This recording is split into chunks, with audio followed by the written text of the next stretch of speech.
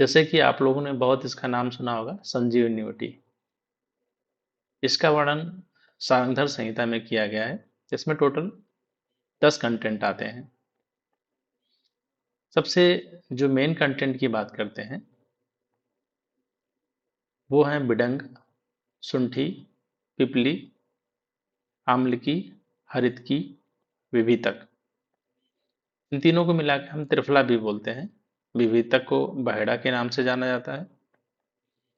इसके अलावा वचा, गुड़ची, भल्लातक और वत्सना। ये पूछा जाता है कि संजीवनी वटी में कौन से विष पाए जाते हैं, तो ये दोनों याद रखिएगा, भल्लातक एंड वत्सना। अब बात करते हैं कि भावना द्रव्य का। इसका जो भावना द्रव्य होता है वो गोमूत्र होता है। गोमूत्र की भावना दी जाती है इसमें। इसका अनुपान जो होता है अदरक रस होता है। इसका जब मेडिसिन लिया जाता है तो किसके साथ लिया जाता है? अदरक रस प्लस मधु। मधु के साथ लिया जाता है तो इसका जो इफेक्ट होता है वो बेहतर होता है। अब बात करते हैं इनकी मात्रा। किसमें ये दवा प्रयोग किया जाता है? अजीर्ण में। अजीर्ण का पेशेंट हो, जिसका खाना वगैरह ना पचता हो सही से, इंडाइजेशन का प्रॉब्लम हो, उसमें देते हैं। गुल्म के रोगों में देते हैं, जिसके शरीर में कहीं गांठ वगैरह हो गई हो, ऐसे पेशेंट को दिया जाता है। इसकी जो मात्रा होती है 1/1 दिया जाता है।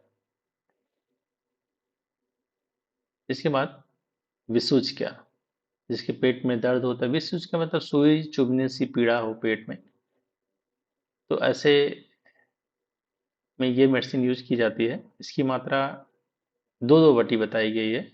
2-2 टेबलेट दिया जाता है। इसकी मात्रा। सर्पदंश। सर्पदंश, अगर किसी को सर्प ने दंश कर लिया हो तो उसमें ये 3-3 दिया जाता है। किसी को बुखार हो गया है, सन्निपातज मतलब जिसमें वातज पित्तज कफज तीनों के दोष मिले जुले होते हैं, विषम ज्वर जिसे कहते हैं, तो उस कंडीशन में हम इसका प्रयोग करते हैं। सन्निपातल ज्वर के रूप में भी इसका प्रयोग करते हैं। इसकी मात्रा जो होती है 4-4 टेबलेट बताई गई है। इसकी मात्रा 4-4 टेबलेट दिया जाता है। तो ये था आज का प्लांट हमारा।